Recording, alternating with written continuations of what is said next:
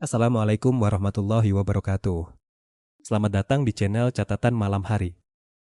Sebelum kita lanjut ke ceritanya, jangan lupa tekan tombol like pada video ini dan juga tekan tombol subscribe untuk mendukung channel ini. Nyalakan juga lonceng notifikasinya agar kalian tidak ketinggalan cerita-cerita menarik lainnya. Di sebuah desa terpencil yang dikelilingi oleh hutan jati yang sangat lebat, hiduplah seorang tuan tanah yang sangat kaya raya. Warga desa biasanya memanggilnya dengan sebutan Juragan Darmo. Hartanya melimpah ruah. Sawahnya membentang luas dari ujung ke ujung desa, dan hampir separuh warga di sana bekerja sebagai buruh taninya untuk menyambung hidup. Namun, meski sudah bergelimang harta dan hidup serba mewah, hati Juragan Darmo tidak pernah merasa puas. Ia selalu merasa kurang dan haus akan kekayaan. Keserakahannya perlahan-lahan mulai membutakan mata batin dan rasa kemanusiaannya. Ia tidak segan-segan memeras keringat para pekerjanya dari pagi hingga petang dan hanya memberikan upah yang sangat murah. Di balik kemewahan rumah gedongnya yang bertingkat, banyak air mata buruh tani yang jatuh karena kelaparan di rumah mereka sendiri. Di antara sekian banyak buruh tani yang bekerja meneteskan keringat untuk Juragan Darmo, ada seorang pria tua yang sangat pendiam. Orang-orang di sekitar biasa memanggilnya Mbah Kasan. Penampilannya sangat sederhana, bahkan bisa dibilang sangat lusuh. Pakaian sehari-harinya hanya celana pangsi hitam yang sudah pudar warnanya dan kaos tipis yang memiliki banyak lubang jahitan. Mbah Kasan tinggal sendirian di sebuah gubuk reyot yang terbuat dari bambu di pinggir sawah, jauh dari keramaian rumah warga lainnya. Ia jarang berbicara jika tidak ditanya lebih dulu. Saat buruh-buruh lain berkumpul dan mengeluh tentang kekejaman Juragan Darmo, Mbah Kasan hanya diam mendengarkan sambil tersenyum tipis, lalu kembali meneruskan pekerjaannya mengayunkan cangkul. Ia selalu mengalah saat pembagian jatah air minum di ladang atau saat harus antre mengambil upah mingguan. Tidak ada satupun warga desa yang tahu pasti dari mana asal-usul Mbah Kasan, apalagi menyadari siapa beliau sebenarnya. Bagi mereka semua, Mbah Kasan hanyalah seorang orang tua sebatang kara yang lemah dan tidak punya kekuatan apa-apa. Malam itu, hujan turun dengan sangat deras. Suara gemuruh petir menyambar-nyambar dengan keras, membuat suasana desa menjadi sangat gelap dan mencekam. Warga lebih memilih meringkuk kedinginan di dalam rumah masing-masing, mengunci pintu rapat-rapat karena takut akan cuaca buruk. Namun, di tengah badai hujan tersebut, Juragan Darmo justru diam-diam pergi meninggalkan rumah mewahnya. Ia mengenakan jas hujan hitam panjang, berjalan tergesa-gesa menembus kegelapan malam menuju sebuah bukit cadas yang terletak agak jauh di luar desa. Tujuannya malam itu hanya satu, gubuk seorang dukun ilmu hitam yang terkenal sangat kejam, sakti, dan mau melakukan apa saja demi uang. Juragan Darmo sedang gelisah parah. Bisnis jual beli tanahnya belakangan ini mendadak tersendat, dan ia baru saja kalah saing dalam membeli sebuah perkebunan besar yang sudah lama ia incar. Rasa iri dengki dan serakah membuatnya mengambil jalan pintas yang sangat dilarang oleh agama. Ia berniat melakukan ritual pesugihan berdarah untuk melipat gandakan kekayaannya secara gaib dan menghancurkan semua pesaingnya tanpa ampun. Sesampainya di gubuk sang dukun yang bau menyengat oleh asap kemenyan dan darah segar ayam cemani, Juragan Darmo langsung mengutarakan niat jahatnya tanpa ragu sedikit pun. Sang dukun yang duduk bersila di depan perapian tertawa parau yang terdengar menyeramkan. Syaratnya sangat berat, Darmo. Jin penunggu bukit ini tidak mau menerima sesajen biasa. Dia meminta nyawa manusia, ucap sang dukun dengan suara serak yang memecah kesunyian malam. Kau harus menumbalkan satu orang yang bekerja untukmu. Semakin bersih hati dan polos orang itu, semakin besar tumpukan emas dan kekayaan yang akan kau dapatkan nantinya. Juragan Darmo tidak perlu berpikir panjang lagi. Otak liciknya seketika langsung tertuju pada satu nama di kepalanya. Aku punya target tumbal yang sangat pas, Mbah. Buruh taniku yang bernama Kasan. Dia sudah tua renta, hidupnya sangat miskin, selalu pendiam, dan tidak punya keluarga satupun di dunia ini. Kalau dia mati malam ini, tidak akan ada warga desa yang curiga atau repot-repot lapor polisi untuk mencarinya.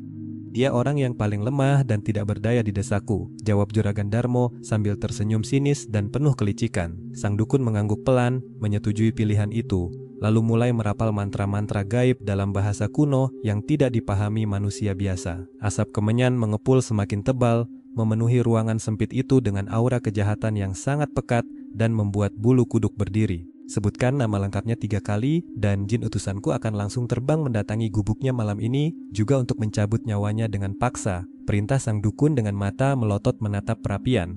Juragan Darmo dengan penuh nafsu keserakahan menyebutkan nama Mbah Kasan 3 kali berturut-turut dengan lantang. Tiba-tiba, api di perapian membesar secara tidak wajar dan berubah warna menjadi hijau kemerahan yang menyilaukan mata. Dari dalam kobaran api itu, melesatlah sebuah bayangan hitam pekat berukuran besar dengan sepasang mata merah yang menyala terang. Bayangan iblis itu terbang menembus atap gubuk, melesat di antara derasnya hujan dan sambaran petir, meluncur lurus menuju ke arah gubuk reyot milik Mbah Kasan di pinggir sawah. Juragan Darmo tertawa sangat puas hingga bahunya bergetar, membayangkan tumpukan uang dan kekayaan tak terbatas yang akan segera menjadi miliknya esok pagi. Ia sama sekali tidak tahu bahwa ia baru saja melakukan kesalahan paling fatal dalam hidupnya.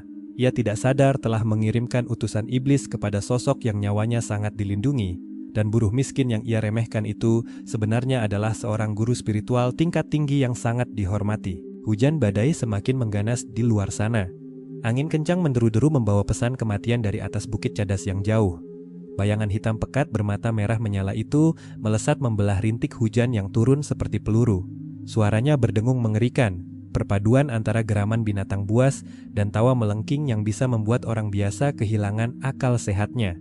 Makhluk gaib utusan dukun ini bukanlah jin sembarangan. Ia adalah iblis kuno yang sudah puluhan tahun memakan tumbal nyawa manusia demi menuruti keserakahan majikannya. Malam ini, ia merasa sangat bersemangat membayangkan jiwa seorang kakek tua yang rapuh, lemah, dan ketakutan meringkuk di sudut gubuk reyot.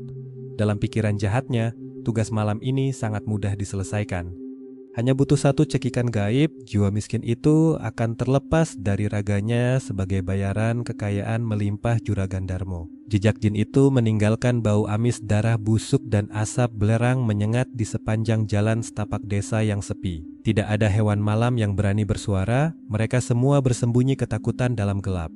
Sementara itu, di sebuah gubuk reyot dari anyaman bambu di pinggiran sawah, suasana justru terasa sangat berbeda. Jika di luar badai mengamuk hebat, di dalam gubuk kecil ini suasananya sangat tenang dan damai. Mbah Kasan tidak sedang tidur lelap meringkuk kedinginan seperti yang dibayangkan Juragan Darmo maupun sang dukun jahat. Orang tua bersahaja itu tampak sedang duduk bersila di atas selembar tikar pandan usang. Di depannya hanya ada sebuah lampu tempel minyak tanah yang menyala redup, bergoyang pelan tertiup angin malam dari celah dinding. Ia mengenakan peci hitam lusuh dan sarung pudar kesayangannya. Jari-jari keriputnya yang biasanya kasar karena memegang gagang cangkul seharian, kini bergerak sangat lembut, memutar butiran tasbih kayu tanpa henti. Mulutnya berkomat-kamit pelan, melantunkan doa-doa suci yang menyatu dengan suara gemercik air hujan di atap daun rumbia. Mbah Kasan sebenarnya sudah merasakan firasat buruk sejak matahari terbenam tadi, tapi ia tidak takut sama sekali. Ia tahu ada niat jahat yang sedang mengintainya malam ini. Tiba-tiba lampu tempel minyak tanah di depan Mbah Kasan padam seketika tanpa sebab yang jelas. Hembusan angin es yang sangat dingin dan berbau amis darah busuk mendadak memenuhi ruangan sempit berlantai tanah itu. Suhu di dalam gubuk turun drastis, membuat napas mengeluarkan uap putih saking dinginnya. Atap daun rumbia di atas kepala Mbah Kasan bergetar hebat seolah ada benda raksasa yang mendarat kasar di sana. Terdengar suara cakaran kuku-kuku panjang menggores dinding anyaman bambu dari luar, pelan namun sangat mengancam nyawa. Suara itu berputar mengelilingi gubuk, mencari celah yang pas untuk masuk dan menerkam mangsanya yang dikira lemah. Namun anehnya, Mbah Kasan tetap duduk diam bersila di posisinya semula. Matanya masih terpejam dengan sangat tenang dan putaran tasbih di tangannya tidak berhenti sedetik pun. Ia sama sekali tidak menunjukkan tanda-tanda ketakutan yang dirasakan manusia biasa saat didatangi makhluk gaib. Hatinya sudah terpaut kuat pada kebesaran Sang Pencipta, sehingga ancaman dari makhluk seburuk apapun tidak lagi berarti baginya. Kesunyian malam yang mencekam itu akhirnya pecah berkeping-keping ketika pintu gubuk yang diikat tali ijuk terdorong hancur ke dalam. Suara dentumannya sangat keras menembus suara hujan. Bayangan hitam pekat dengan mata merah menyala seperti bara api itu akhirnya menampakkan wujud aslinya di ambang pintu yang hancur berantakan. Wujudnya sangat menakutkan, tinggi besar menyentuh langit-langit gubuk, dengan taring panjang meneteskan lendir berbau sangat busuk. Jin pesugihan itu menggeram marah, merentangkan kedua tangan gaibnya yang berkuku tajam bak pisau cukur, bersiap menerkam leher Mbah Kasan dan menghisap nyawanya. Namun hal aneh terjadi saat jin itu mencoba melangkah maju, memasuki area tikar pandan tempat Mbah Kasan duduk tenang. Langkah besar makhluk gaib itu mendadak tertahan keras. Seolah-olah ada dinding kaca tebal tak kasat mata yang memancarkan hawa sangat panas menghalangi tubuh besarnya untuk mendekat. Jin itu meraung kebingungan campur marah, mencoba menerobos masuk dengan sekuat tenaga gaibnya, namun usahanya benar-benar sia-sia tertahan pagar gaib bercahaya. Makhluk mengerikan utusan dukun itu terus mengamuk di depan pintu gubuk Mbah Kasan yang sudah hancur berantakan. Ia meraung keras, suaranya seperti harimau yang sedang marah besar dan kesakitan. Tangan gaibnya yang besar dan berkuku tajam terus memukul-mukul udara kosong di depan pintu. Ia berusaha sekuat tenaga untuk menghancurkan dinding pelindung tak kasat mata yang mengelilingi tubuh Mbah Kasan. Namun setiap kali kuku tajamnya menyentuh batas pelindung itu, percikan api biru menyala terang dan membakar ujung jarinya. Bau daging busuk yang terbakar semakin menyengat hidung. Jin pesugihan yang biasanya dengan sangat mudah mencabut nyawa manusia biasa ini, sekarang merasa kebingungan dan ketakutan parah. Ia tidak pernah menghadapi kekuatan yang begitu tenang namun sangat mematikan seperti ini. Selama puluhan tahun menjadi budak keserakahan manusia yang haus harta. Baru kali ini ia merasa tubuh gaibnya seperti akan hancur lebur hanya karena mencoba mendekati mangsanya. Di tengah amukan jin jahat yang membuat seluruh bangunan gubuk bambu itu bergetar hebat, Mbah Kasan akhirnya menghentikan putaran tasbih di tangannya yang keriput. Perlahan-lahan, kakek tua yang selama ini selalu diremehkan dan dihina oleh Juragan Darmo itu membuka kedua matanya. Tidak ada lagi raut wajah lelah dari seorang buruh tani yang miskin dan tak berdaya. Yang ada saat ini hanyalah wajah yang bersinar terang dengan kewibawaan yang sangat luar biasa kuat. Saat mata Mbah Kasan terbuka sepenuhnya, tatapan matanya langsung mengunci wujud mengerikan jin berbadan besar yang sedang mengamuk itu. Tatapan mata tersebut tidak dipenuhi dengan amarah atau kebencian, melainkan tatapan yang sangat tajam, jernih, dan penuh dengan cahaya kebenaran dari hati yang bersih. Dalam sekejap mata, suasana di dalam gubuk yang tadinya sangat dingin dan mencekam, kini berubah drastis menjadi sangat panas. Cahaya putih keemasan tiba-tiba memancar keluar dari tubuh Mbah Kasan, menerangi seluruh sudut ruangan gubuk yang tadinya gelap gulita. Hanya dengan satu tatapan mata yang dipenuhi oleh kekuatan spiritual tingkat tinggi itu, jin pesugihan yang sangat kejam tersebut langsung berteriak kesakitan sejadi-jadinya. Suara jeritannya sangat melengking, kasar, dan menyayat hati, bahkan sampai menembus derasnya suara hujan badai dan petir di luar gubuk. Tubuh hitam pekatnya yang berukuran sangat besar perlahan-lahan mulai mengeluarkan asap tebal yang bau hangus. Cahaya putih mempesona dari tatapan Mbah Kasan seolah-olah menjadi api suci yang langsung membakar tubuh gaib makhluk jahat itu dari dalam. Jin itu meronta-ronta menahan sakit, lalu jatuh berguling ke atas tanah becek di depan pintu. Makhluk itu berusaha mundur dan melarikan diri untuk kembali ke atas Bukit Cadas. Namun, semuanya sudah sangat terlambat untuk lari. Tatapan mata sang guru spiritual yang hebat itu sudah mengunci rapat energi jahatnya. Kulitnya yang tebal dan menyeramkan perlahan mengelupas dan berubah warna menjadi abu gosong. Teriakannya semakin lama semakin melemah seiring dengan tubuhnya yang hancur berkeping-keping terbakar hawa panas. Tidak sampai 1 menit berlalu, makhluk mengerikan yang dikirim khusus untuk mencabut nyawa Mbah Kasan itu kini sudah hilang tanpa sisa sedikit pun. Jin itu hancur berubah menjadi debu hitam kotor yang langsung disapu bersih oleh angin badai malam dan air hujan lebat. Gubuk bambu yang sederhana itu kini kembali menjadi sangat tenang, damai, dan aman. Sementara itu, di sebuah gubuk gelap yang ada di atas Bukit Cadas yang lokasinya cukup jauh dari perkampungan desa, kejadian yang sangat mengerikan sedang menimpa Juragan Darmo dan sang dukun jahat. Tepat di detik yang sama saat jin utusannya hancur menjadi abu oleh tatapan mata Mbah Kasan, sang dukun yang sedang duduk bersila memejamkan mata di depan perapian tiba-tiba membuka mulutnya dan memuntahkan darah hitam kental yang sangat banyak. Matanya melotot sangat lebar penuh dengan rasa sakit dan ketakutan yang luar biasa, sementara seluruh tubuhnya mulai kejang-kejang dengan sangat hebat. Dukun itu langsung jatuh tersungkur ke atas lantai tanah yang dingin. Kedua tangannya memegangi dadanya yang tiba-tiba terasa seperti terbakar oleh api yang sangat panas. Juragan Darmo yang dari tadi sedang menunggu hasil dengan senyum serakah, melihat kejadian mengerikan itu dan langsung berteriak panik ketakutan. Ia merangkak mundur sampai punggungnya menabrak dinding sudut ruangan gubuk. Wajahnya yang tadinya dipenuhi tawa dan senyum kesombongan, kini berubah total menjadi sangat pucat pasi seperti wajah mayat. Seluruh tubuh Juragan Darmo gemetar hebat melihat sang dukun sakti yang sangat ia andalkan dan bayar mahal itu kini terkapar tak berdaya di lantai menahan rasa sakit.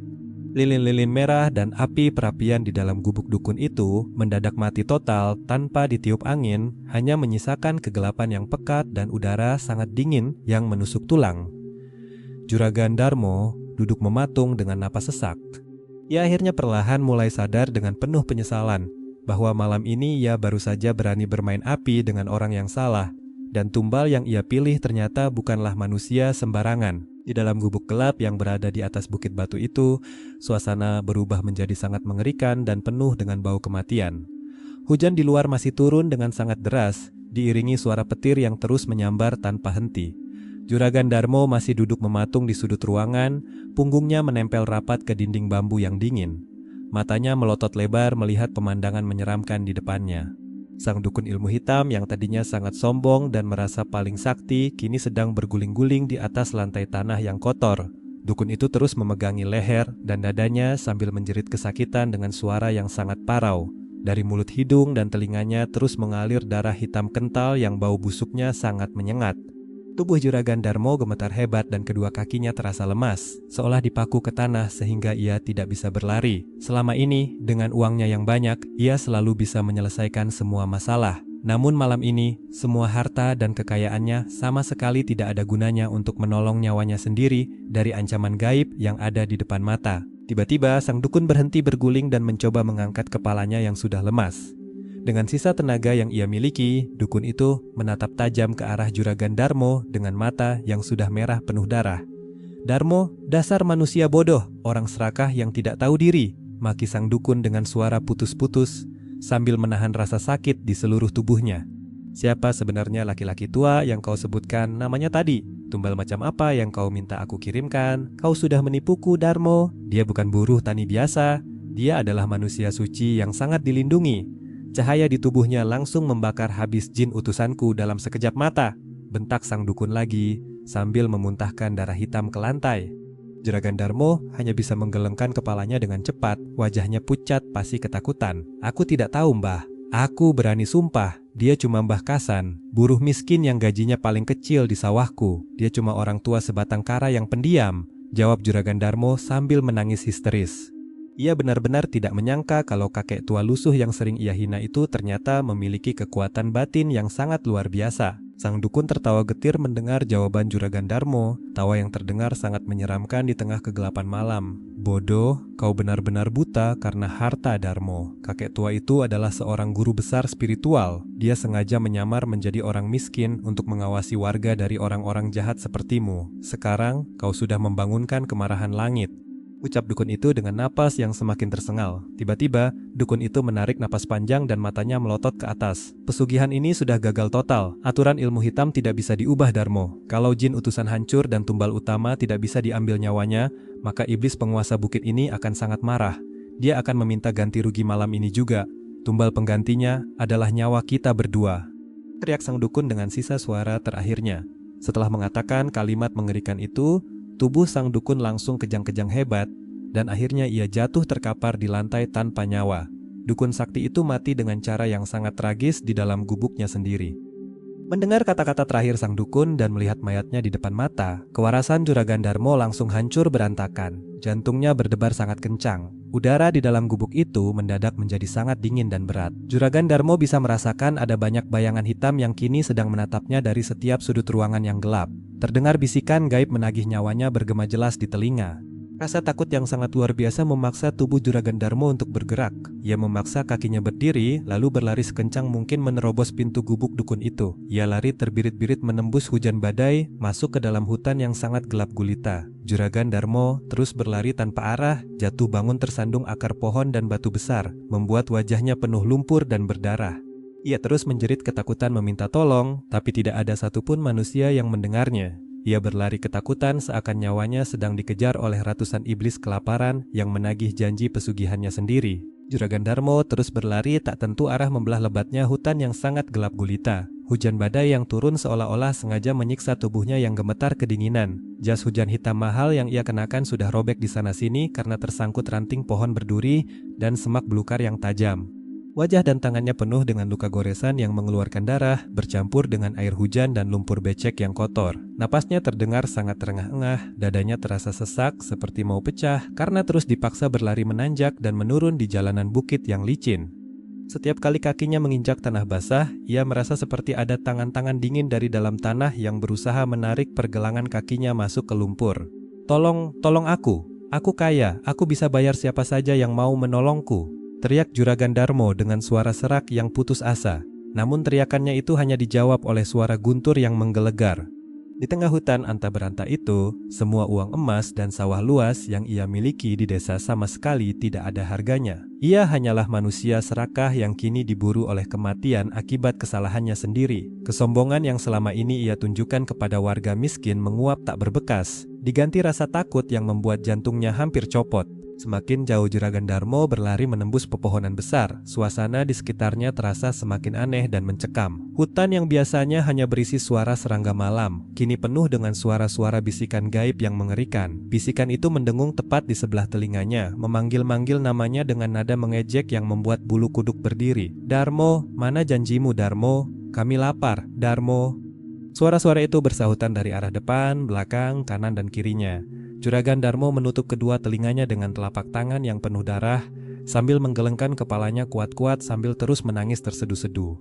Ia mencoba memejamkan mata dan berlari membabi buta menembus kegelapan, namun hal itu justru membuatnya tersandung akar pohon beringin raksasa.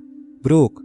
Tubuh gempal Juragan Darmo jatuh tersungkur dengan keras menghantam tanah berbatu. Terdengar bunyi tulang berderak dari pergelangan kaki kanannya. Rasa sakit yang sangat luar biasa hebat langsung menjalar ke seluruh tubuhnya. Ia menjerit kesakitan sejadi-jadinya memegangi kakinya yang kini bengkak parah dan tidak bisa digerakkan lagi. Kini ia benar-benar lumpuh di tengah hutan lebat yang dikuasai oleh kegelapan, tidak bisa berlari lagi untuk menyelamatkan nyawanya. Dengan tubuh basah kuyup, penuh luka dan kaki patah, Juragan Darmo menyeret tubuhnya mundur perlahan-lahan mendekati batang pohon besar untuk bersandar. Air matanya mengalir deras bercampur air hujan. Penyesalan yang sangat dalam kini menyiksa batinnya tanpa ampun.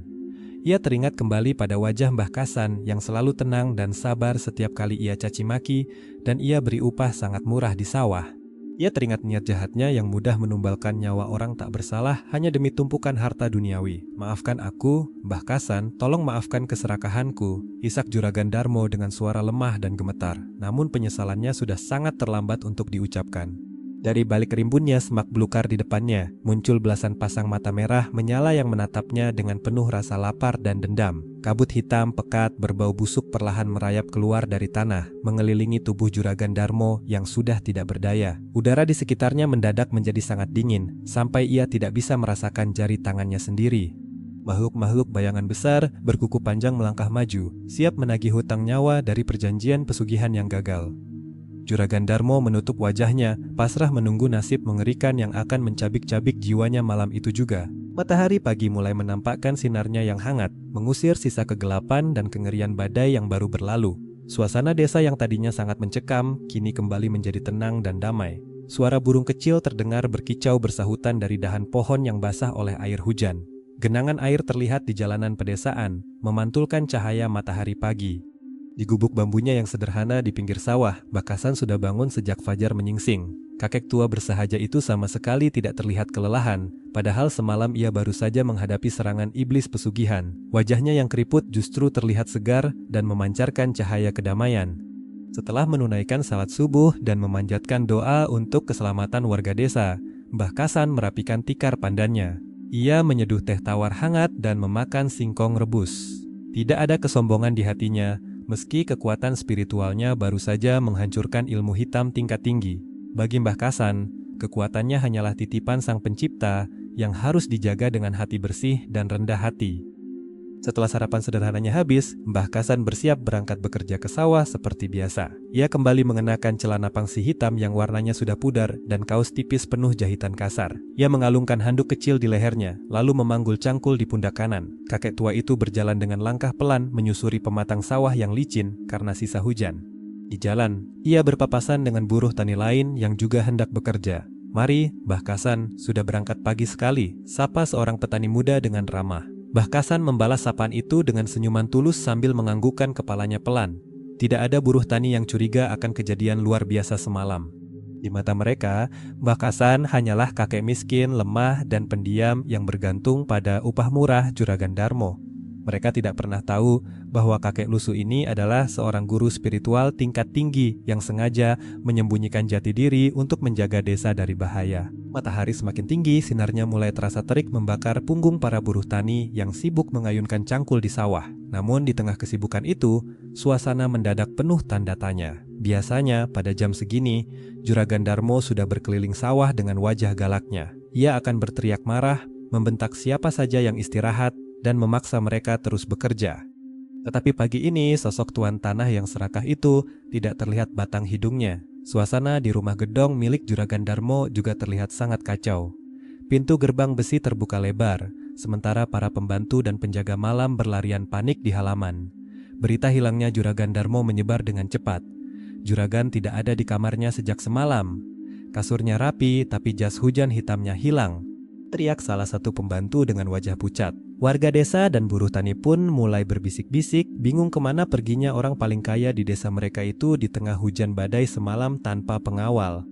Sementara warga mulai heboh membicarakan hilangnya Juragan Darmo, Mbah Kasan memilih menyingkir dari keramaian. Kakek yang bijaksana itu melangkah pelan menuju bawah pohon rindang di pinggir sawah untuk berteduh sejenak. Ia meletakkan cangkulnya, duduk bersila di atas rumput hijau sambil meminum air putih dari kendi usangnya. Tatapan mata Mbah Kasan memandang jauh ke arah bukit berbatu yang masih tertutup kabut di ujung desa. Ia tahu betul apa yang sebenarnya terjadi. Mata batinnya bisa melihat jelas nasib mengerikan yang menimpa Juragan Darmo di hutan lebat semalam, sebagai akibat dari keserakahan bermain ilmu hitam pesugihan. Namun, Mbah Kasan memilih untuk mengunci rapat rahasia itu.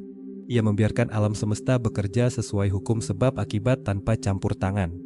Kakek itu hanya bisa menghela napas panjang, merapal doa pelan di dalam hatinya untuk jiwa yang tersesat oleh godaan harta dunia, lalu bersiap kembali mengayunkan cangkulnya sebagai buruh biasa. Kabar hilangnya Juragan Darmo menyebar dengan sangat cepat menyapu seluruh desa. Warga yang biasanya sibuk di sawah, kini berkumpul dengan wajah tegang di halaman rumah mewah sang juragan. Kepala desa segera mengambil tindakan cepat. Ia mengumpulkan para pemuda dan bapak-bapak untuk membentuk kelompok pencarian darurat. Mereka membawa senter, parang tajam, dan tongkat kayu sebagai alat jaga-jaga. Tidak ada yang tahu kemana perginya pria kaya itu di tengah badai semalam. Namun seorang penjaga malam memberikan petunjuk penting. Sambil gemetar, ia mengaku melihat majikannya berjalan mengendap-endap keluar dari gerbang belakang. Sang majikan memakai jas hujan hitam, berjalan tergesa-gesa menuju bukit batu di luar batas desa. Mendengar itu, kepala desa membagi warga menjadi beberapa kelompok. Kelompok utama yang dipimpinnya memutuskan menelusuri jalan setapak menuju bukit angker tersebut. Perjalanan mendaki menuju Bukit Batu sama sekali tidaklah mudah setelah hujan badai semalaman. Jalanan tanah berubah menjadi lumpur tebal yang licin, membuat langkah kaki warga terasa sangat berat. Ranting pohon yang patah berserakan menghalangi jalan setapak. Udara di kawasan bukit terasa sangat dingin, ditambah kabut putih yang menyelimuti pepohonan besar di kanan kiri. Sepanjang perjalanan yang melelahkan itu, tidak ada satupun warga yang berani banyak bicara. Mereka diliputi perasaan cemas, gelisah, dan takut yang campur aduk. Sejak dulu, Bukit Batu itu selalu dihindari karena dikenal sebagai tempat orang sesat mencari pesugihan. Rumor tentang keberadaan gubuk dukun pemakan tumbal di atas sana sudah sangat sering terdengar, tapi tidak ada yang berani membuktikannya. Kini mereka terpaksa naik ke tempat terkutuk itu demi mencari tuan tanah desa yang hilang misterius. Setelah mendaki cukup lama, kelompok pencari akhirnya sampai di kawasan puncak Bukit Batu. Di tengah rimbunnya pohon yang menghalangi cahaya pagi, mereka melihat sebuah pemandangan yang membuat bulu kuduk berdiri. Di depan mereka berdiri sebuah gubuk bambu tua yang kondisinya hancur berantakan seperti dihantam angin puting beliung. Atap rumbianya bolong-bolong dan pintunya terlepas dari engselnya. Bau anyir darah busuk bercampur bau asap kemenyan yang menyengat langsung menusuk hidung mereka. Beberapa warga sampai harus mundur dan menutup hidung dengan baju karena mual.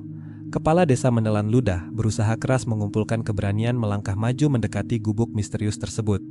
Ia memberi isyarat kepada dua pemuda berparang untuk berjaga-jaga tepat di belakangnya. Dengan tangan bergetar, kepala desa mendorong sisa reruntuhan pintu gubuk itu. Apa yang mereka lihat di dalam gubuk gelap itu langsung membuat darah mereka berdesir hebat. Di lantai tanah yang kotor, terkapar kaku sesosok mayat laki-laki tua dengan kondisi sangat mengerikan. Mayat itu adalah sang dukun ilmu hitam. Matanya melotot sangat lebar seakan melihat sesuatu yang menakutkan sebelum mati.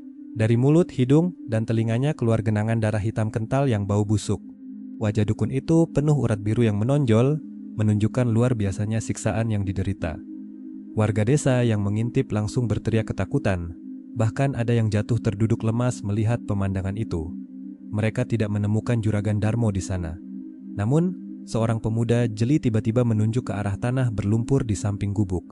Di sana terdapat jejak sepatu kulit mahal milik Juragan Darmo, bercampur tetesan darah segar dan sobekan jas hujan hitam. Jejak kaki berlumpur yang acak-acakan seolah sedang lari ketakutan itu mengarah lurus masuk ke dalam hutan lebat yang jauh lebih gelap dan sangat berbahaya. Kepala desa dan rombongan warga berdiri mematung di batas hutan lebat yang gelap gulita. Jejak sepatu kulit yang bercampur darah itu seakan memanggil mereka untuk masuk lebih dalam menembus pepohonan raksasa. Hutan di kawasan bukit ini memang sudah lama terkenal sangat angker. Pepohonannya berukuran sangat besar dengan akar-akar tebal yang mencuat ke permukaan tanah, terlihat berkelok-kelok seperti ular raksasa yang sedang tidur. Cahaya matahari pagi sama sekali tidak mampu menembus rimbunnya dedaunan di atas sana, membuat suasana di dalam hutan terasa seperti malam hari yang sangat dingin dan sunyi. Burung-burung berkicau pun tidak ada satupun yang berani bersuara di tempat ini. Hanya terdengar suara gemerisik angin yang menyapu daun kering, terdengar aneh seperti bisikan puluhan orang yang sedang menangis sedih. Beberapa warga mulai berbisik ketakutan, meminta kepala desa untuk putar balik dan melapor polisi saja. Namun kepala desa merasa punya tanggung jawab besar. Dengan napas berat, ia memerintahkan 3 orang pemuda yang membawa parang tajam untuk berjalan di posisi paling depan, bertugas membuka jalan menembus semak belukar yang berduri tajam. Langkah demi langkah mereka ayunkan dengan sangat hati-hati dan penuh kewaspadaan. Udara di dalam hutan terasa sangat pengap, membuat dada sesak, dan berbau tanah lembab yang busuk. Sesekali hidung mereka mencium aroma anyir darah segar yang terbawa hembusan angin pelan. Setiap kali parang para pemuda itu menebas ranting pohon, suaranya bergema keras memecah kesunyian hutan yang mencekam. Setelah sekitar 100 meter berjalan masuk ke dalam kegelapan, seorang warga tiba-tiba berteriak tertahan. Ia menunjuk dengan tangan gemetar ke arah semak-semak berduri di sebelah kanan jalur mereka. Di sana, tersangkut sebuah sobekan besar kain hitam yang basah kuyup dan penuh lumpur. Itu adalah potongan jas hujan pelindung badai milik Juragan Darmo. Di dedaunan hijau sekitarnya, terdapat banyak bercak darah merah segar yang mulai mengering. Jantung para pencari itu berdebar semakin kencang memukul dada. Mereka membayangkan kengerian macam apa yang mengejar pria kaya itu semalaman suntuk. Jejak di tanah basah menunjukkan bahwa Juragan Darmo tidak lagi berjalan dengan kedua kakinya, melainkan menyeret tubuhnya sendiri atau diseret paksa oleh sesuatu yang ukurannya sangat besar. Setelah berjalan menyusuri jejak mengerikan itu lebih jauh lagi, rombongan warga akhirnya tiba di sebuah area terbuka yang dipenuhi batu-batu besar berlumut hijau. Di tengah area berbatu itulah langkah mereka mendadak terhenti total. Pemandangan di depan mata mereka sungguh di luar akal sehat manusia biasa dan sangat mengerikan. Di bawah sebuah pohon beringin raksasa yang usianya mungkin mencapai ratusan tahun, tergeletak sesosok tubuh manusia yang kondisinya sangat mengenaskan. Tubuh itu gempal dan mengenakan sisa pakaian mahal yang kompeng-kemping dipenuhi lumpur hitam. Tidak salah lagi, itu adalah sosok Juragan Darmo, tuan tanah paling berkuasa di desa mereka. Namun pria yang biasanya tampil gagah dan selalu sombong merendahkan orang miskin itu kini meringkuk kaku memeluk akar beringin. Wajahnya pucat pasi kebiruan seperti orang kedinginan hebat. Kedua matanya melotot sangat lebar menatap kosong ke arah atas cabang pohon.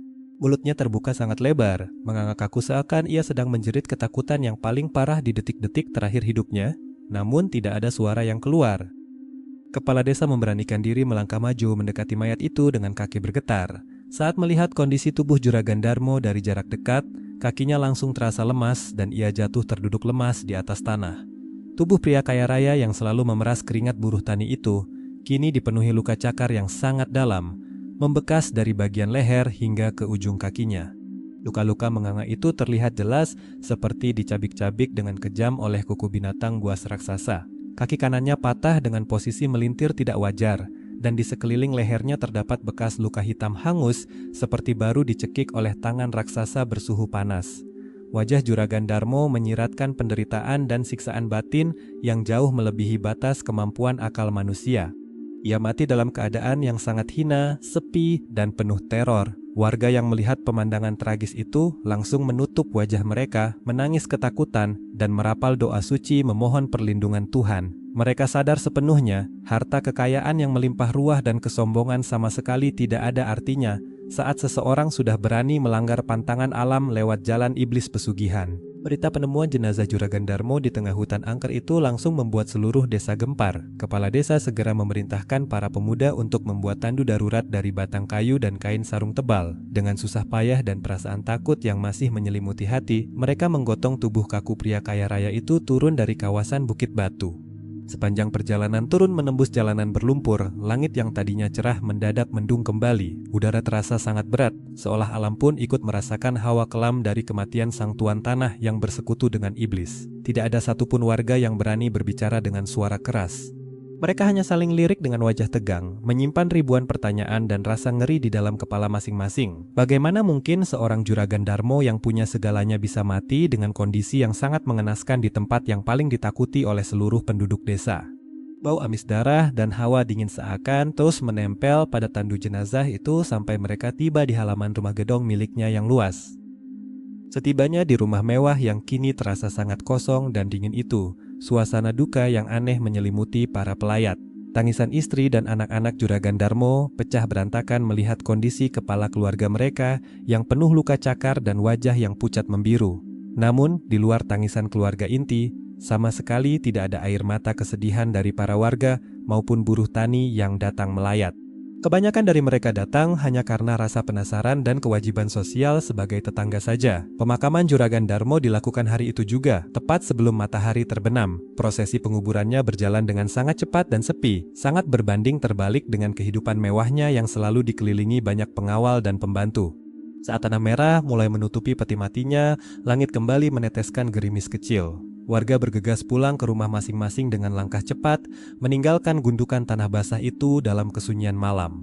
Harta yang melimpah, tanah yang luas, dan rumah bertingkat yang selalu ia banggakan, tidak ada satupun yang bisa ia bawa untuk menolongnya di alam kubur. Malam harinya, warung-warung kopi kecil di desa dipenuhi oleh bisik-bisik warga yang masih ketakutan namun juga merasa lega. Kematian Juragan Darmo dan penemuan mayat sang dukun ilmu hitam di atas bukit menjadi perbincangan paling panas. Pasti Juragan Darmo diam-diam main pesugihan di bukit itu, lalu tumbal yang diajukan ditolak atau dia melanggar pantangan yang berat, bisik seorang bapak tua sambil menyeruput kopi hitamnya dengan wajah tegang. Lihat saja luka cakaran di leher dan tubuhnya, itu sama sekali bukan perbuatan manusia atau hewan buas biasa. Itu pasti ulah jin penunggu Bukit Batu yang marah dan menagih janji nyawanya sendiri, sahut warga lainnya sambil bergidik ngeri merapatkan jaketnya. Meskipun warga merasa sangat ngeri dengan cara kematiannya yang tidak wajar, jauh di lubuk hati para buruh tani yang selama ini bekerja padanya, ada rasa lega yang tidak bisa disembunyikan. Beban berat yang selama ini menekan pundak mereka perlahan mulai terangkat. Tidak akan ada lagi cacian kasar setiap pagi, tidak ada lagi paksaan bekerja keras tanpa istirahat, dan tidak ada lagi jeritan tangis anak istri karena upah murah yang mencekik leher. Kematian tragis sang juragan menjadi pengingat keras bagi seluruh penduduk desa bahwa keserakahan dan perbuatan musyrik hanya akan membawa kehancuran. Sementara seluruh desa masih heboh membicarakan kejadian mengerikan itu sampai larut malam, kehidupan di gubuk bambu reyot pinggir sawah tetap berjalan seperti biasa. Mbah Kasan duduk bersila dengan tenang di atas tikar pandan usangnya, ditemani nyala lampu tempel minyak tanah yang redup. Siang tadi, ia juga ikut datang melayat dan berdiri di barisan paling belakang saat pemakaman Juragan Darmo di tempat pemakaman umum desa. Sama sekali tidak ada senyum kemenangan atau dendam sedikit pun di wajah kakek tua itu, meskipun orang yang dikuburkan adalah sosok iblis berwujud manusia yang berniat menjadikannya tumbal pesugihan berdarah. Hati Mbah Kasan terlalu bersih dan suci untuk menyimpan amarah kepada sesama ciptaan Tuhan. Jari-jarinya yang keriput perlahan kembali memutar butiran tasbih kayu dengan penuh penghayatan. Ia memanjatkan doa dengan suara pelan, memohon ampunan bagi arwah Juragan Darmo yang tersesat oleh godaan dunia, dan memohon perlindungan agar desa kecil itu dijauhkan dari mara bahaya, serta praktik ilmu hitam di masa depan. Tugas rahasianya sebagai guru spiritual dan penjaga desa ini masih sangat panjang. Esok pagi, ia akan kembali mengayunkan cangkul, menyatu dengan alam, dan menjadi Mbah Kasan si buruh tani miskin yang selalu tersenyum tulus. Beberapa hari setelah pemakaman Juragan Darmo yang mengerikan itu, suasana di rumah mewah miliknya masih terasa sangat suram, dingin, dan menakutkan. Istri dan anak-anak sang juragan tidak berani lagi tinggal berlama-lama di desa tersebut. Setiap malam tiba, mereka mengaku sering mendengar suara auman hewan aneh yang sangat keras dan suara langkah kaki besar yang mengelilingi rumah gedong mereka. Teror gaib seolah terus menghantui keluarga yang ditinggalkan, sebagai sisa-sisa energi hitam dari perjanjian pesugihan berdarah yang gagal total. Karena tidak kuat menahan rasa takut yang mencekam dan rasa malu dari tatapan curiga para tetangga sekitar, keluarga Juragan Darmo akhirnya memutuskan untuk pergi dari desa itu selama-lamanya. Mereka mengemasi semua barang-barang berharga yang bisa dibawa dan pindah ke tempat yang sangat jauh. Sawah-sawah luas yang selama ini menjadi sumber kesombongan Juragan Darmo akhirnya dijual dengan harga yang sangat murah kepada warga desa atau disewakan kepada kelompok tani miskin. Rumah gedong bertingkat itu pun dibiarkan kosong melompong. Perlahan-lahan mulai ditumbuhi rumput liar dan lumut hijau, menjadi saksi bisu betapa hancurnya hidup seseorang yang berani bersekutu dengan iblis demi harta duniawi. Kepergian keluarga Juragan Darmo membawa angin segar dan perubahan yang sangat besar bagi seluruh penduduk desa. Sawah-sawah subur yang tadinya dikuasai oleh satu orang serakah saja, kini dikelola bersama-sama oleh para petani dengan pembagian hasil panen yang sangat adil dan merata. Warga yang dulunya hanya menjadi buruh tani rendahan dengan upah yang sangat murah dan mencekik leher, kini bisa tersenyum sangat lega karena hasil keringat mereka bisa dinikmati oleh keluarga sendiri di rumah. Suara tawa anak-anak kecil kembali terdengar ramai bermain di halaman rumah saat sore hari, tidak ada lagi ketakutan akan teguran kasar dari pengawal sang juragan. Hati para warga dipenuhi dengan rasa syukur yang sangat dalam. Tragedi mengerikan yang terjadi di atas bukit batu itu perlahan menjadi sebuah cerita turun-temurun, sebuah pelajaran berharga bagi siapa saja agar tidak pernah tergiur oleh jalan pintas pesugihan yang sangat menyesatkan. Warga desa menjadi lebih rajin beribadah dan selalu saling membantu satu sama lain saat ada yang kesusahan. Mereka sadar sepenuhnya bahwa kedamaian hati dan kerukunan dengan tetangga jauh lebih berharga daripada tumpukan emas yang didapat dari cara yang kotor. Di tengah semua kebahagiaan dan perubahan besar di desa tersebut, ada satu sosok yang sama sekali tidak berubah gaya hidupnya.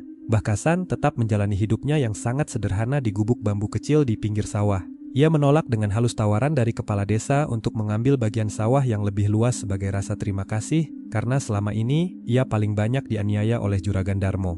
Bagi Mbah Kasan, sepetak tanah kecil untuk bertanam singkong dan sayuran sudah lebih dari cukup untuk menyambung hidup sehari-hari. Ia tetap memakai pakaian lusuhnya, celana pangsi hitam yang sudah pudar dan peci miring kesayangannya yang warnanya sudah kusam. Setiap pagi, ia masih rajin mengayunkan cangkul, membersihkan saluran air sawah, dan mencabuti rumput liar dengan senyuman tulus yang tidak pernah luntur dari wajah keriputnya. Namun, ada satu hal aneh yang pelan-pelan mulai disadari oleh beberapa petani yang bekerja di sekitarnya.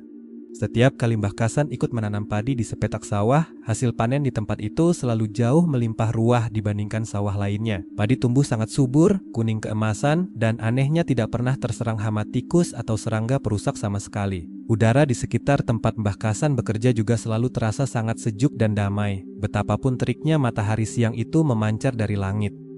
Meski warga desa mulai melihat keanehan-keanehan kecil yang selalu membawa kebaikan itu, tidak ada satupun dari mereka yang berani bertanya macam-macam. Mereka hanya menganggap Mbah Kasan sebagai kakek tua yang sangat beruntung dan selalu diberkahi oleh Tuhan karena sifatnya yang luar biasa penyabar. Sama sekali tidak ada warga desa yang menyangka, apalagi tahu dengan pasti, bahwa pria renta miskin yang sedang tertawa bersama mereka sambil memakan bekal ubi rebus di pinggir sawah itu adalah sosok hebat yang sama, yang telah menghancurkan jin pesugihan paling ganas hanya dengan satu tatapan matanya. Rahasia besar pada malam badai hujan berdarah itu akan terus terkubur sangat rapat di dasar hati Mbah Kasan.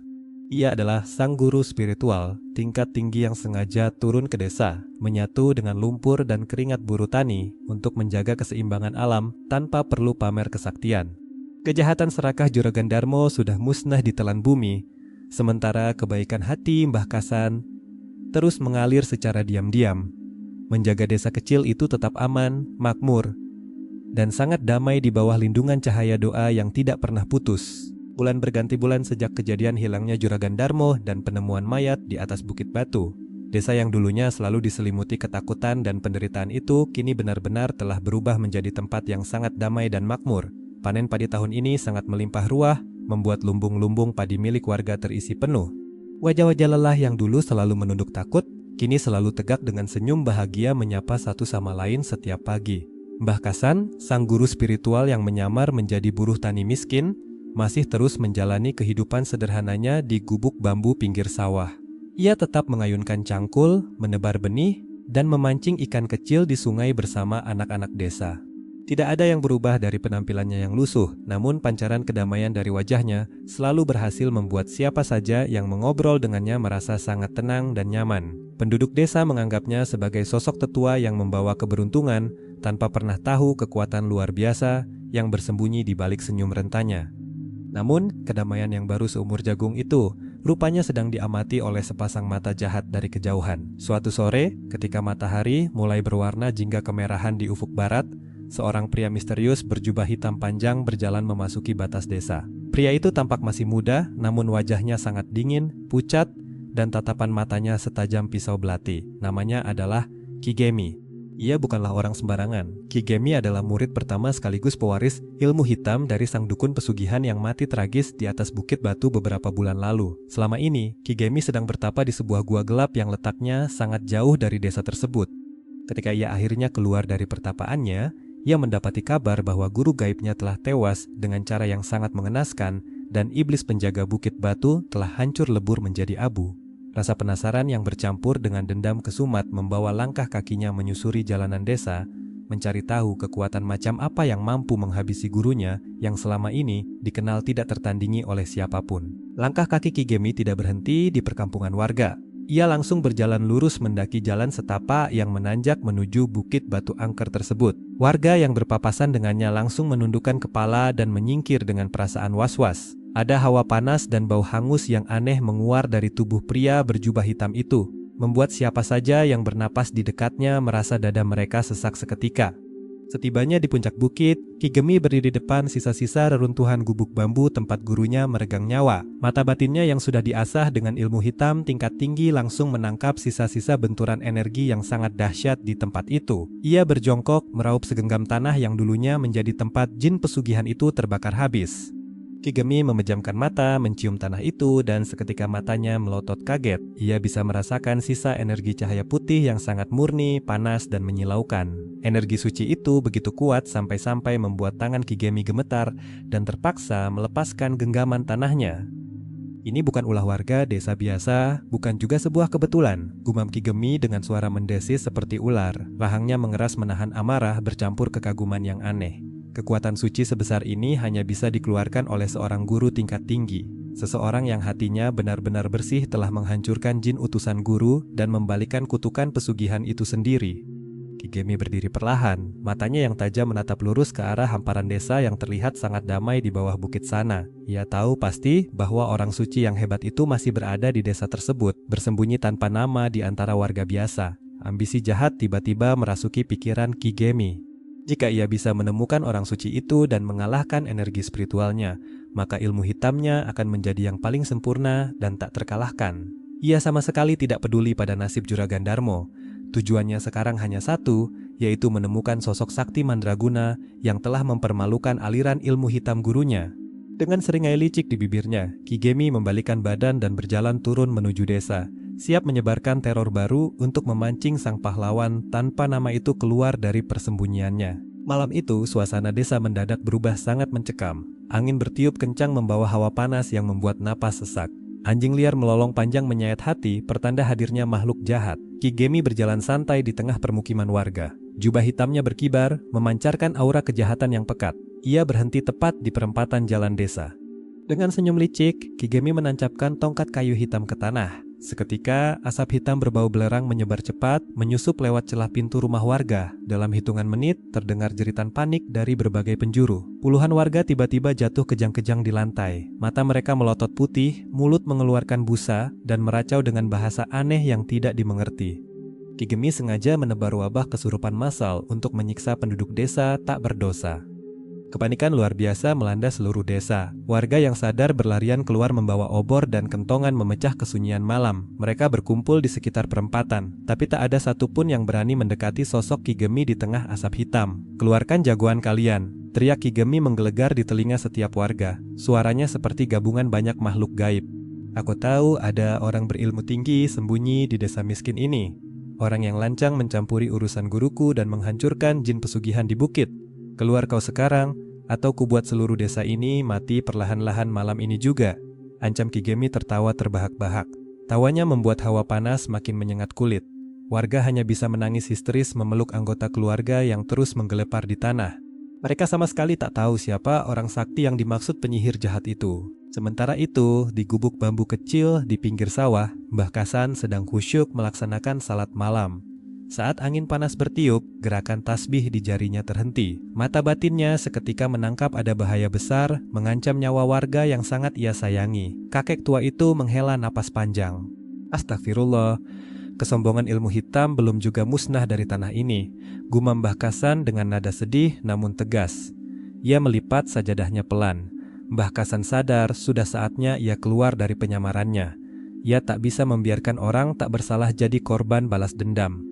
Tanpa membawa senjata apapun, hanya memakai pakaian lusuhnya, celana pangsi pudar dan peci hitam miring, Mbah Kasan melangkah keluar gubuk. Langkahnya pelan seperti orang tua biasa, tapi anehnya, setiap telapak kakinya menyentuh tanah, hawa panas sihir hitam Ki Gemi langsung memudar, berganti dengan kesejukan malam yang damai. Sesampainya di perempatan desa yang penuh kepanikan, kehadiran Mbah Kasan awalnya tak disadari warga. Mereka sibuk menangisi keluarga yang tersiksa ilmu hitam. Namun Ki Gemi yang punya kepekaan sihir tinggi langsung menoleh tajam ke arah sosok kakek renta yang berjalan dari arah sawah. Tawa jahat Ki Gemi terhenti. Matanya memicing menembus aura sosok lusuh di depannya. Betapa kagetnya penyihir muda itu saat melihat cahaya putih keemasan yang sangat terang menyelimuti tubuh Mbah Kasan, memancar kuat membelah asap hitam pekat buatannya. Mbah Kasan berjalan tenang, membelah kerumunan warga desa yang perlahan menyadari kedatangannya. Warga terdiam bingung melihat buruh tani paling miskin dan pendiam di desa mereka berani maju mendekati penyihir jahat. Berhenti di situ, anak muda. Ilmu yang kau pelajari bukan untuk menyakiti sesama, melainkan hanya akan menghancurkan dirimu sendiri, ucap Mbah Kasan dengan suara yang tidak keras, tapi menggema jelas dan penuh kewibawaan ke seluruh penjuru desa. Malam itu, rahasia besar sang buruh miskin terungkap di hadapan semua orang. Melihat kakek tua lusuh berani menceramahinya, Ki Gemi tertawa sangat keras hingga suaranya bergema menembus malam yang kelam. Ia merasa sangat terhina oleh teguran tersebut. Jadi, kamu si tua bangka yang sudah berani menghancurkan jin pesugihan guruku? Penampilanmu sama sekali tidak meyakinkan. Kau hanya buruh tani miskin yang bau tanah. Ejek Ki Gemi dengan mata menyala penuh amarah dan kesombongan yang meluap-luap.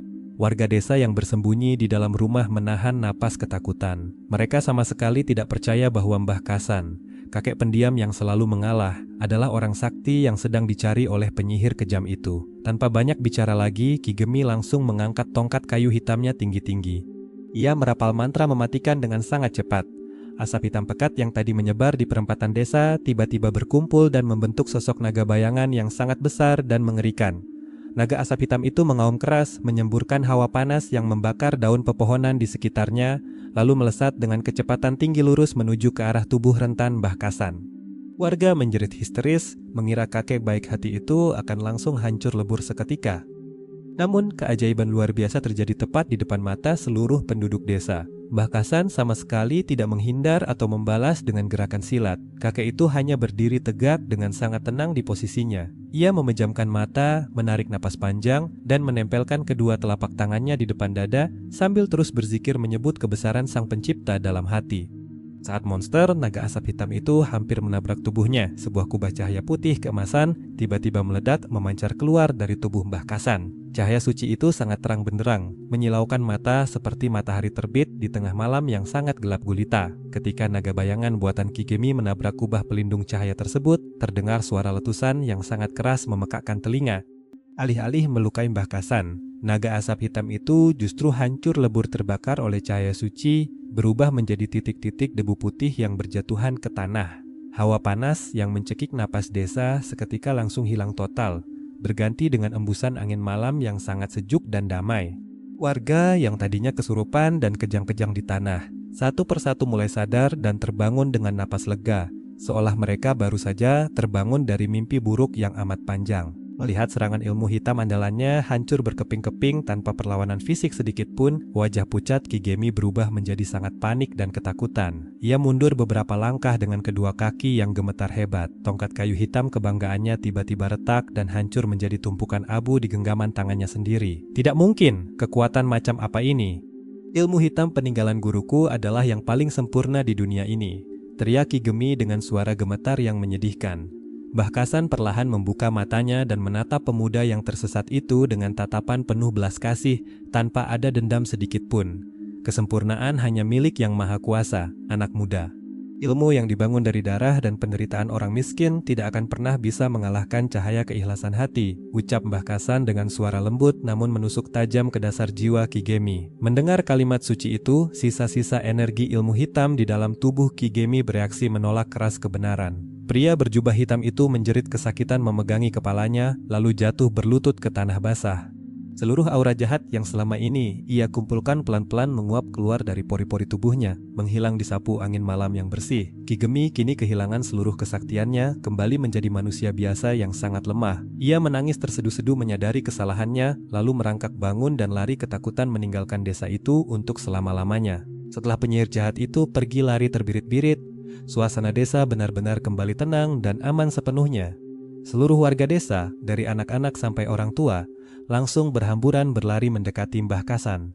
Mereka bersujud dan menangis terharu di depan kakek bersahaja itu, meminta maaf yang sebesar-besarnya karena selama ini mereka sering meremehkan dan membiarkan sang kakek ditindas oleh mendiang Juragan Darmo. Mbah Kasan buru-buru memegang bahu mereka dan meminta warga untuk segera berdiri. Ia tersenyum hangat dengan mata yang berkaca-kaca. Sudah, jangan berlebihan seperti ini.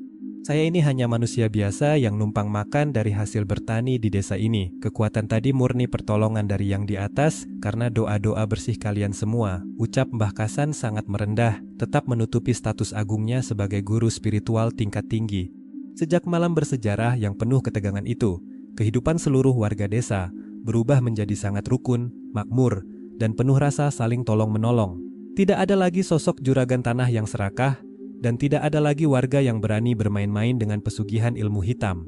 Mbah Kasan sendiri tetap menolak keras saat ditawari rumah yang lebih bagus. Ia memilih tetap tinggal di gubuk bambu kecilnya, menjadi kakek buruh tani pendiam yang selalu tersenyum tulus, dan terus menjaga desa itu dari kejauhan dengan untayan doa-doa suci yang tidak pernah putus sepanjang hidupnya. Oke teman-teman, sekian untuk kisah kali ini. Bagaimana menurut kalian tentang kisah yang baru saja kalian dengar? Jangan lupa tuliskan pendapat kalian di kolom komentar. Dan buat teman-teman yang baru bergabung di channel ini, jangan lupa untuk like, komen, share, dan subscribe agar channel ini terus berkembang. Nantikan juga kisah-kisah berikutnya hanya di channel Catatan Malam Hari. Wassalamualaikum warahmatullahi wabarakatuh.